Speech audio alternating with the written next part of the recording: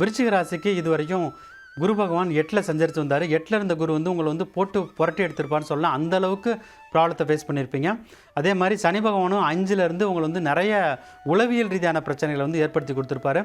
நீங்கள் பட்டிருக்க கஷ்டத்துக்கு வார்த்தையே இல்லைன்னு சொல்லலாம். அந்தளவுக்கு கஷ்டப்பட்டிருக்கீங்க. வேலை பார்க்குற இடத்துல அவமானம், வீட்டில் அவமானம், எந்த இடத்துலையும் மரியாதை இல்லைன்னு நினச்சி நொந்து நூலாக போயிருக்கீங்கிறது தான் இப்போ விருச்சிக ராசிக்காரர்களுக்கு ஆன நிலைமை வந்து. ஆனால் இனிமேல் வந்து ஜூன் 2ஆம் தேதியில் குரு பகவான் 9ஆம் வீட்டுக்கு வந்த உடனே இது எல்லாமே வந்து உங்களுக்கு வந்து கம்ப்ளீட்டாக மாறிடுன்றதை உறுதியாக சொல்ல முடியும். குரு பகவான் 9ஆம் வீட்டில் இருக்கும்போது உங்களுடைய ராசியும் பார்ப்பார். அதே மாதிரி ராசிக்கு 5ஆம் வீட்டில் சஞ்சரிக்கிற சனி பகவானையும் பார்ப்பார். அதனால் சனியால் ஏற்பட்ட தோஷங்களும் நிவர்த்தி ஆகிடும். ஸோ குரு சனி 2 கிரகங்களுமே ஒரே நாளில் ஜூன் 2ஆம் தேதியிலேருந்தே உங்களுக்கு வந்து நல்லதை பண்ண ஆரம்பிச்சிடும். அதனால் உங்களுக்கு வந்து பாசிட்டிவ் சேஞ்சஸ் வந்து இம்மீடியட்டாகவே நீங்கள் பார்த்துருவீங்க. உடனே உங்களுக்கு வந்து தெரிய ஆரம்பிச்சிடும். மனசில் இருந்த தேவையற்ற மன பயம் வந்து விலக ஆரம்பிக்கும். கான்ஃபிடென்ஸாக இருப்பீங்க.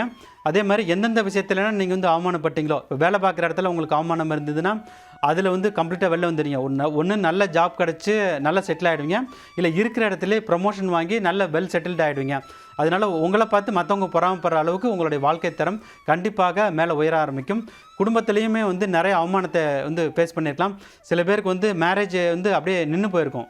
நிச்சயதார்த்தம் ஆகி அப்படியே மேரேஜ் ஆகாமல் நின்று போயிருக்கும். அவங்களுக்கெல்லாம் வந்து அது வந்து ரீகன்சில் ஆகி திருப்பி வந்து மேரேஜ் ஆகிடும். இல்லைனா வந்து புதுசாக இன்னொரு ரிலேஷன்ஷிப்பில் வந்து செட்டில் ஆகி அது வந்து மேரேஜை நோக்கி போய் அதுவுமே மேரேஜ் ஆகிடும்.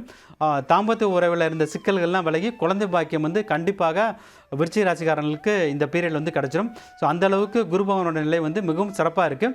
நீங்கள் வந்து கவனமாக இருக்க வேண்டிய பீரியட் என்னென்னு பார்த்தீங்கன்னா, அடுத்த வருஷம் அதாவது 2027 ஜனவரி, பிப்ரவரி, மார்ச் மாதம் மட்டும் கொஞ்சம் கவனமாக இருக்கணும். ஏன்னா குரு பகவான் வந்து வக்கரமாக செல்கிறாரு. இதை தவிர இந்த குரு பயிற்சி வந்து உங்களுக்கு வந்து ஒரு பொன்னான காலகட்டம் அப்படிங்கிறத பற்றி உறுதியாக சொல்ல முடியும்.